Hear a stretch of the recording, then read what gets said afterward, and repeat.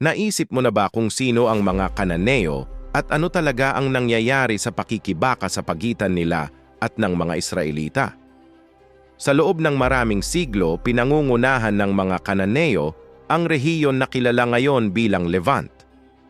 Isang lupain na puno ng mga misteryo, labanan, at higit sa lahat, isang matinding relasyon sa kanilang mga Diyos. Mga Diyos na para sa marami ay itinuturing na kakilakilabot at maging napakalaking halimaw. Sa Biblia, ang labanan sa pagitan ng mga Israelita at mga Kananeo ay inilalarawan hindi lamang bilang isang pakikibaka para sa lupain, kundi pati na rin para sa kaluluwa ng mga tao ng Israel. Sumasamba ang mga Kananeo sa iba't ibang Diyos, at ang kanilang mga kulto ay kadalasang may kasamang marahas na mga ritual at sakripisyo na nakakatakot sa kanilang mga kaaway. Ngunit sino ba talaga ang mga Diyos na ito? Bakit nakakagulat at ibang-iba ang kanilang mga ritual sa mga pinahahalagahan ng mga Israelita?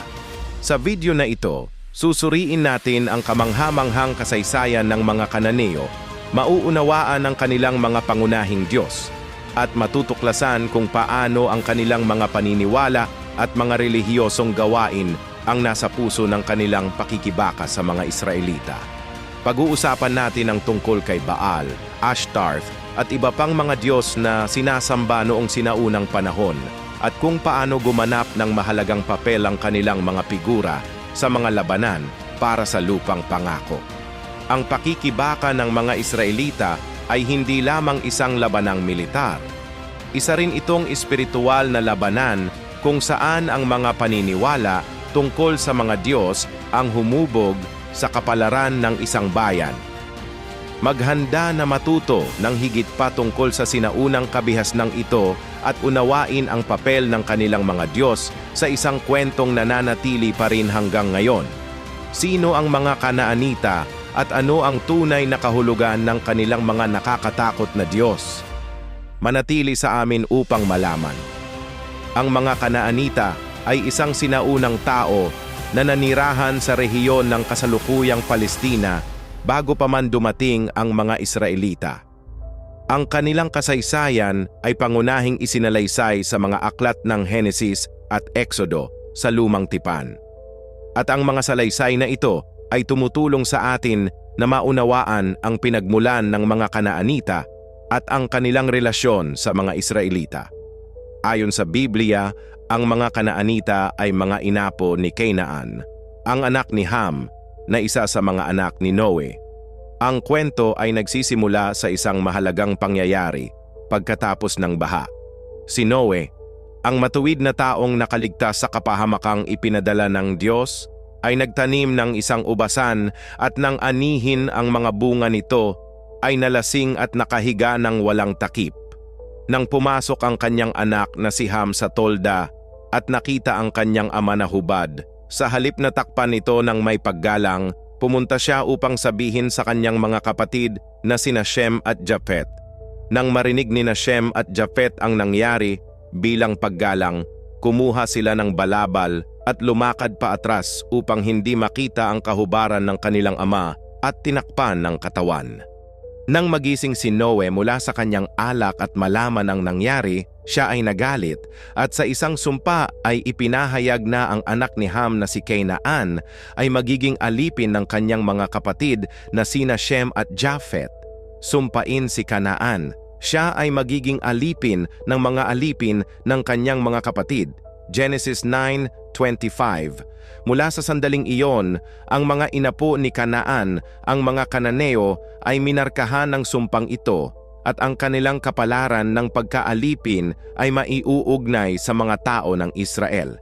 Ang gawaing ito ng pagmumura ang naging unang pangyayari sa isang mahaba at tensyonado na ugnayan sa pagitan ng mga Kananeo at mga Israelita. Ayon sa Biblia, ang mga inapo ni Canaan na naninirahan sa lupain ng Canaan ang magiging mga taong kailangang sakupin ng mga Israelita pagpasok sa lupang pangako. Ang lupang ito na ipinangako ng Diyos sa mga anak ni Abraham ay puno ng mga tao kung saan ang mga Kananeo ang pinakamakapangyarihan at matatag sa rehiyon. Sa paglipas ng mga henerasyon, ang mga Kananeo ay naging malawak na kilala dahil sa kanilang debosyon sa mga paganong Diyos at sa pagsasagawa ng mga kulto na kadalasang kinabibilangan ng mga ritual na tiwali sa moral. Kabilang sa kanilang mga pangunahing Diyos ay sina Baal at Astarte, na ang pagsamba ay kadalasang kinabibilangan ng malupit na mga sakripisyo at imoral na pag-uugali, na direktang humahamon sa mga prinsipyong itinatag ng Diyos para sa kanyang bayan, ang mga Israelita. Bilang tugon, inutusan ng Diyos sa pamamagitan ni Moises at kalaunan ay si Josue ang mga Israelita na palayasin ang mga Kanaanita sa kanilang mga lupain. Ang tagubiling ito ay hindi lamang tungkol sa pagkontrol sa teritoryo, kundi sumasalamin sa isang malalim na espiritual na komprontasyon. Ang mga relihiyosong gawain ng mga Kanaanita ay itinuturing na isang pagbaluktot sa banal na plano at hindi maaaring hayaan ng Diyos na ang kanyang bayan ay mahawahan ng mga espiritual na karumihan. Kaya, ang tunggalian sa pagitan ng mga Israelita at mga Kanaanita ay naging higit pa sa isang simpleng pagtatalo sa teritoryo. Ito ay isang labanan ng pananampalataya, isang komprontasyon sa pagitan ng Diyos ng Israel at ng mga paganong Diyos na namamahala sa mga puso ng mga Kanaanita. Ang tunggalian na ito ay hindi lamang tumutukoy sa pagsakop sa Kanaan, kundi naging mahalaga rin sa paghubog ng pagkakakilanlan ng mga Israelita. Ang tagumpay laban sa mga Kanaanita ay hindi lamang nangangahulugan ng pag-aari sa lupang pangako, kundi pati na rin ng pagpapalakas ng pananampalataya ng mga Israelita. Sa pamamagitan ng pagtalo sa mga sumasamba sa mga dayuhang Diyos, pinagtibay ng mga Israelita ang kataas-taasang kapangyarihan ng iisang tunay na Diyos at pinatibay ang kanilang dedikasyon sa isang dalisay na pagsamba na malaya sa idolatriya. Sa huli, ito ay isang pakikibaka upang mapanatili ang espiritual na integridad ng hinirang na bayan. Ang kwento ng mga Kananeo, gaya ng isinalaysay sa Biblia, ay higit pa sa isang salaysay tungkol sa isang natalong bayan. Inihahayag nito ang isang malalim na espiritual na drama, isang pagpili sa pagitan ng kadalisayan at katiwalian, sa pagitan ng katapatan sa Diyos at ng pang-akit ng mga paganong gawain. Ang tagumpay ng mga Israelita laban sa mga Kananeo ay naging isang mahalagang pangyayari hindi lamang sa kasaysayan ng isang bayan, kundi sa pundasyon ng kanilang pagkakakilanlan bilang bayan ng Diyos, na may malinaw na misyon na labanan ang mga tukso ng idolatriya at panatilihing buo ang kanilang relasyon sa lumikha. Ang komprontasyong ito sa mga Kanaanita ay naganap sa isang mahalagang sandali sa kasaysayan ng Israel pagkatapos ng eksodo mula sa Ehipto, nang simula ng mga tao sa ilalim ng pamumuno ni Josue ang pagsakop sa lupang pangako. Ang pangyayaring ito na mahalaga sa mga banal na kasulatan ay detalyadong isinalaysay sa aklat ni Josue at sumisimbolo sa katuparan ng pangakong ginawa ng Diyos kay Abraham maraming siglo na ang nakalilipas. Ayon sa tipang ito, ipinangako ng Diyos kay Abraham na mamanahin ng kanyang mga inapo ang lupang kanyang tinitirhan ngayon, ang lupain ng Canaan, bilang isang walang hanggang mana. Ang pangakong ito ay hindi lamang isang salitang inihagis sa hangin, kundi isang banal na pangako na inuulit mula sa salinlahi hanggang sa salinlahi. Una kay Isaac, anak ni Abraham, at pagkatapos kay Jacob na tinatawag ding Israel, ang patriarka ng 12 tribo ng Israel.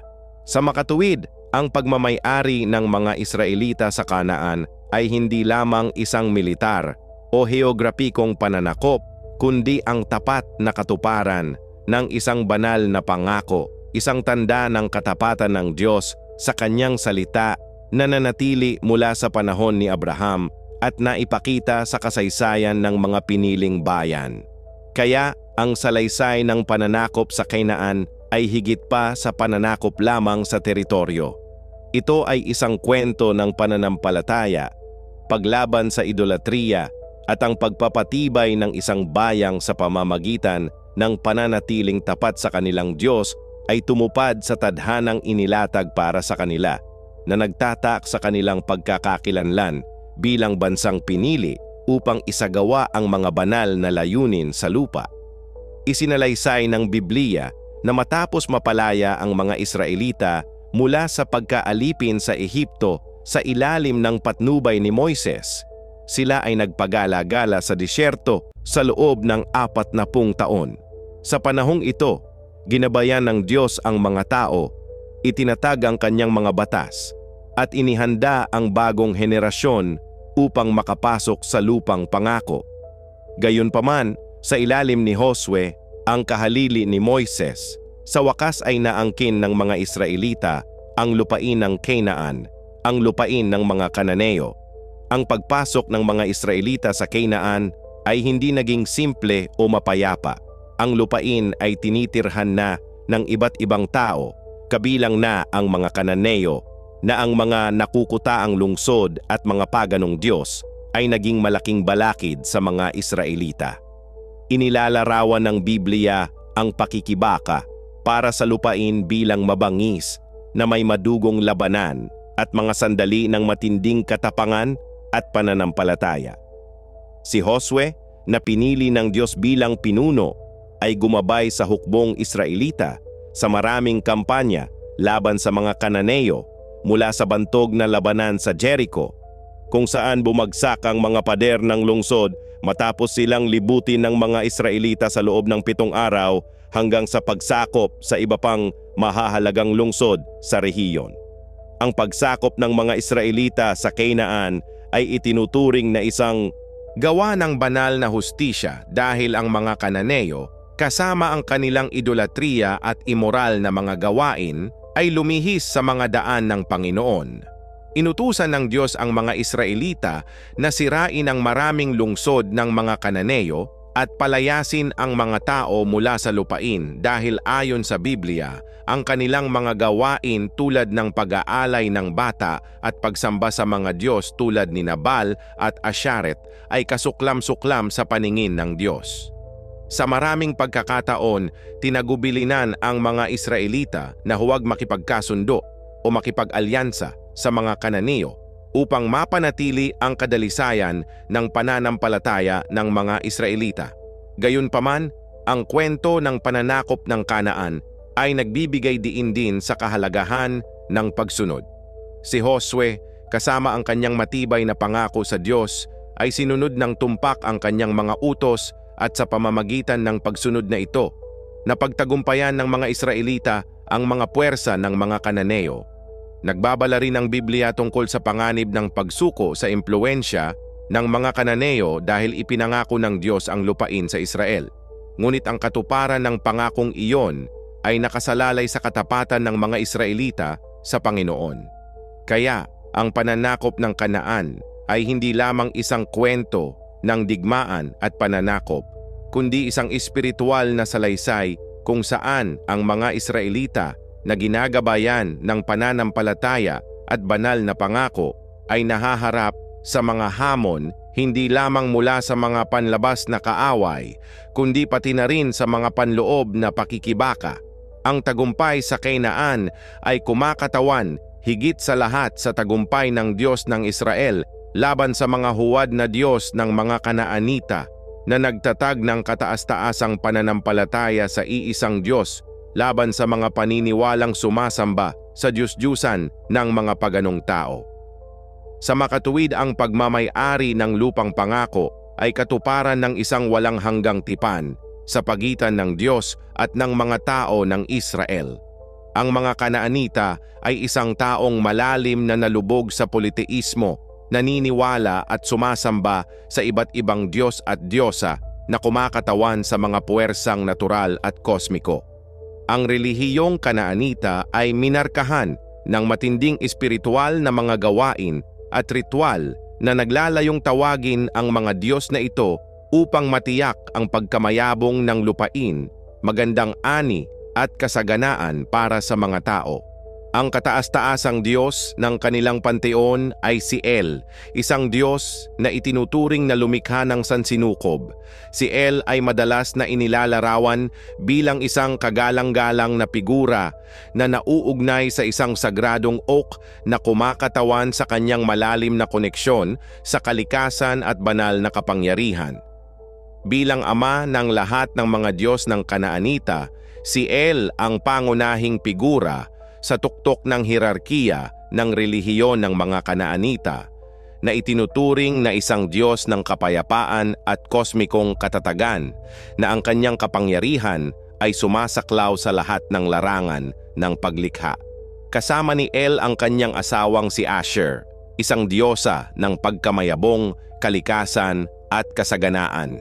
Siya ang kumakatawan sa mga siklo ng pagpapanibago ng buhay, mga halaman at ang pagkamayabong ng lupain. Sa pananaw ng mga Kanaanita, si Aser ang pinagmumulan ng pagkabukas-palad ng mundo, na responsable sa pagtiyak ng kaunlaran sa agrikultura at paglago ng mga halaman. Ang kanyang pagsamba ay malapit na nauugnay sa mga siklo ng agrikultura ng rehiyon, at ang mga Kanaanita ay nagsagawa ng mga ritual na nananawagan kay Aser upang matiyak ang magagandang ani at matabang lupain. Sa katunayan, siya ay isang sentral na figura sa mga kulto ng mga Kanaanita na may maraming templong inialay sa kanya, kung saan isinasagawa ang mga ritual ng paggalang upang parangalan ang kanyang presensya sa mundo. Gayunpaman, ang pinakasinasamba na Diyos sa mga Kanaanita ay si Baal. Para sa mga Kanaanita, si Baal ay itinuturing na Diyos ng ulan, bagyo, at pagkamayabong ng lupain. Kung wala ang kanyang banal na interbensyon, mabibigo ang mga pananim at ang lupain ay hindi makakapagbunga ng sapat upang suportahan ang populasyon. Sa makatuwid, ang pagsamba kay Baal ay malakas na nauugnay sa agrikultura at mga panapanahong siklo. Siya ay itinuturing na isang makapangyarihang mandirigma na nakikipaglaban sa mga puwersa ng kaguluhan at pagkawasak, nagdadala ng mga ulan na nagpapataba sa lupa at tinitiyak ang masaganang ani. Ang kaniyang mga templo ay mga sentro ng mga engrandeng pagdiriwang, kabilang ang mga sayaw, awit at mga sakripisyo na nilayon upang makuha ang pabor ni Baal para sa produktibidad ng lupain at ang kasaganaan ng mga Kanaanita. Bukod kina El, Asher at Baal, ang mga Kanaanita ay sumamba sa maraming mas mababang mga Diyos na kadalasang iniuugnay sa mga partikular na lungsod o rehiyon sa loob ng Kanaan. Kabilang dito ang mga Diyos at Diyosa na nauugnay sa digmaan, kalusugan, pag-ibig at iba pang aspeto ng pang-araw-araw na buhay. Ang bawat lungsod ay may mga templong nakaalay sa mga banal na figurang ito, kasama ang mga pari at babaeng saserdote na nangunguna sa mga ritual. Kaya naman ang relihiyon ng mga Kanaanita ay lubos na nagkawatak-watak na may iba't ibang lokal na kulto at kasanayan, ngunit may karaniwang paniniwala sa pangangailangang payapain ang mga Diyos na ito sa pamamagitan ng mga sakripisyo at ritual. Kabilang sa mga pinakamatinding at kontrobersyal na kasanayan ng mga Kanaanita ay ang mga sakripisyo ng tao na sa mga panahon ng matinding pangangailangan o krisis ay nakikita bilang isang paraan upang payapain ang mga Diyos at matiyak ang patuloy na mga banal na pagpapala.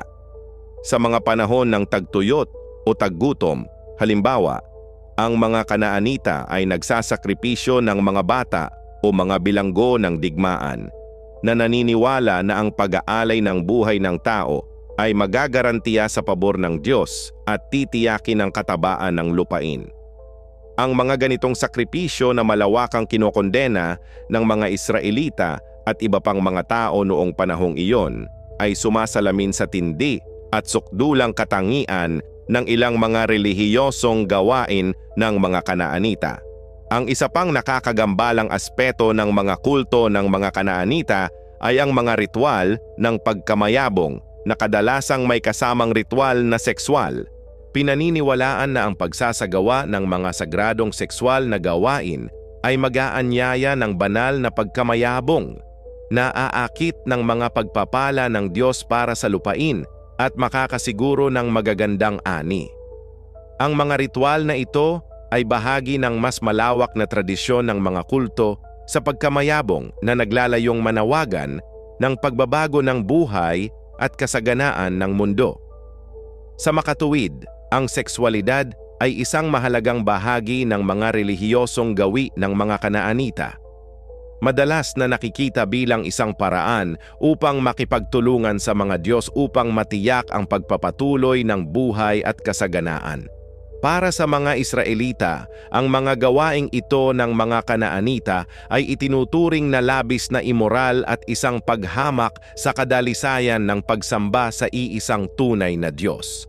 Mula sa pananaw ng mga Israelita, ang mga Diyos na ito ay hindi mga lehitimong Diyos, kundi mga idolotroso lamang na nilikha ng isang taong tumalikod sa mga prinsipyo ng Diyos. Inilalarawan ng Biblia ang mga gawaing Kanaanita bilang isang uri ng idolatriya na sumira sa mga puso at isipan na naglalayo sa mga tao mula sa tunay na pagsamba sa Diyos. Ang lupang pangako na ibinigay kay Abraham at sa kanyang mga inapo ay itinuturing na isang lupain ng espiritual na kadalisayan na nangangailangan ng proteksyon mula sa nakakapinsalang impluwensya ng mga paganong paniniwala at gawin na ito. Sa kanyang tipan sa mga Israelita, iniutos ng Diyos sa pamamagitan ni Moises at kalaunan kay Josue na hindi lamang iwasan ng mga Israelita ang pagsamba sa mga Diyos ng Kanaan, kundi pati na rin ang lubusang pagsira sa kanilang mga altar at idolotroso na nakakalat sa buong lupain. Ang pagsira sa mga altar ng Canaan ay hindi lamang usapin ng paglilinis ng teritoryo, kundi pati na rin ng pagpapanatili ng espiritual na kadalisayan ng mga Israelita. Ang pagkakaroon ng mga idolo at mga lugar ng pagsamba ng mga pagano ay kumakatawan sa isang direktang banta sa katapatan ng mga Israelita sa Diyos. Dahil kung hahayaan nila ang kanilang sarili na maakit ng mga gawaing ito ng pagsamba sa Diyos-Diyosan, maaari nilang ikompromiso ang kanilang relasyon sa Panginoon at dahil dito ay mawala ang kanyang mga banal na pagpapala. Bukod pa rito, ang pagsira sa mga altar ng Kanaan ay nilayon upang protektahan ang mga Israelita mula sa espiritual na karumihan na kinakatawan ng mga gawaing pagano na ito. Ang paniniwala ay sa pamamagitan ng pagsira sa mga lugar na ito ng pagsamba at pag-aalis ng mga idolo, pagtitibayin ng mga Israelita ang kanilang ganap na pag-asa sa Diyos at muling pagtitibayin ang kanilang pangako sa tipan na itinatag sa Kanya. Sa makatuwid, ang pakikibaka para sa lupang pangako ay higit pa sa isang pananakop sa teritoryo. Ito ay isang espiritual na labanan upang matiyak na ang mga tao ng Israel ay mananatiling tapat sa iisang tunay na Diyos at maiiwasan ang mga tukso ng idolatriya na maaaring sumira sa kanilang pagkakakilanlan at sa kanilang kapalaran bilang piniling bayan. Sa huli, ang relihiyong Kanaanita ay hindi itinuring ng mga Israelita bilang lamang isang kakaibang kaugaliang pangrelihiyon, ngunit bilang isang tunay na espiritual na banta na kailangang lipulin upang matupad ng bayan ng Diyos ang kanyang banal na plano. Ang pakikibaka para sa lupain kasabay ng pisikal na pananakop nito ay isang pakikibaka para sa espiritual na kadalisayan at ang pangangalaga ng tunay na pananampalataya na kailangang manatiling buo laban sa mga puwersa ng idolatriya at paganong katiwalian. Ang pananakop ng mga Israelita sa Canaan ay isang paulit-ulit na tema sa Biblia at may mahalagang lugar sa salaysay ng banal na kasulatan. Ang makasaysayang pangyayaring ito ay hindi lamang isang labanan para sa teritoryo, kundi isang mahalagang sandali sa kasaysayan ng relihiyon at kultura ng mga Israelita. Sa buong paglalarawan ng pananakop na ito, binibigyang diin ng Biblia ang kahalagahan ng pagsunod sa mga batas at utos ng Diyos na direktang kabaligtaran ng mga kaugaliang pangrelihiyon ng mga Kanaanita. Ang ugnayan sa pagitan ng mga Israelita at mga Kanaanita ay minarkahan ng matinding tunggalian. Habang hinahangad ng mga Israelita na tuparin ang plano ng Diyos na manirahan sa lupang pangako, ang mga Kanaanita kasama ang kanilang mga paniniwala at ritual na politeistiko na kadalasang nakikitang immoral ay tiningnan bilang isang banta sa kadalisayan ng relihiyon ng bayan ng Diyos. Ang mga Israelita ay lumalaban hindi lamang laban sa mga puwersang militar, kundi laban din sa mga kaugaliang itinuturing na sumasamba sa mga Diyos-Diyosan at sumisira sa tunay na pananampalataya. Para sa mga Israelita, ang pagsunod sa mga utos ng Diyos ang susi sa tagumpay sa anumang pagsisikap. Sa ilang mga sipi, tinagubilinan ng Diyos si Josue at ang mga tao na sundin ang kanyang mga utos nang walang pagkukulang. Tinitiyak na kung tapat silang susunod sa kanyang mga batas, tiyak na magtatagumpay. Sa makatuwid, ang pananakop sa Kanaan ay kapwa katuparan ng pangako at patunay na ang katapatan sa Diyos ay nagdudulot ng mga banal na gantimpala. Bagamat ang pagsuway ay maaaring magdulot ng mapaminsalang mga kahihinatnan, gaya ng nakikita sa mga pangyayari tulad ng pagkatalo ng hindi sinunod ng mga tao ng tama ang mga tagubilin ng Diyos. Ang mga Kanaanita ay gumanap ng mahalagang papel sa kasaysayan ng Biblia. Ang kanilang relihiyon kasama ang mga Diyos at Diyosa nito, ang pagsamba kina Baal, Asher at iba pa ay lubos na kabaligtaran ng paniniwala sa iisang Diyos na itinatag-uyod ng mga Israelita. Habang ang mga Kanaanita ay nagsasagawa ng mga ritual ng pagkamayabong, mga sakripisyo ng tao at pagsamba sa mga banal na figura na may kinalaman sa mga immoral na pag-uugali, ang mga Israelita ay tinawag upang sambahin ang iisang Diyos, nagagabay sa kanila sa lahat ng pagkakataon. Ang kadalisayan ng pananampalatayang ito ay mahalaga upang matiyak na ang mga Israelita ay hindi maliligaw sa mga landas ng pagsamba sa mga Diyos-Diyusan na humantong sa pagkawasak ng napakaraming iba pang mga bansa noong panahong iyon. Sa buod, ang pananakop sa Canaan ay hindi lamang isang tagumpay sa militar, kundi pati na rin isang relihiyoso at espiritual na tagumpay. Kinakatawan nito ang katuparan ng mga pangakong ginawa ng Diyos kay Abraham at sa kanyang mga inapo. At ang lupang nasakop ay naging simbolo ng tipan sa pagitan ng Diyos at ng mga tao ng Israel. Nagsilbi rin itong patuloy na babala tungkol sa mga panganib ng idolatriya at pagsuway. Sa makatuwid, ang pagsakop sa Kanaan ay nananatiling isang pangunahing kaganapan hindi lamang sa kasaysayan ng lumang tipan, kundi pati na rin sa pag-unawa sa ugnayan sa pagitan ng Diyos at ng kanyang mga hinirang na bayan. Kung nagustuhan mo ang video na ito, mag-subscribe sa aming channel upang makatanggap ng mga bagong nilalaman sa kasaysayan ng Biblia at mga kaugnay na paksa. Pagpalain kayong lahat ng Diyos.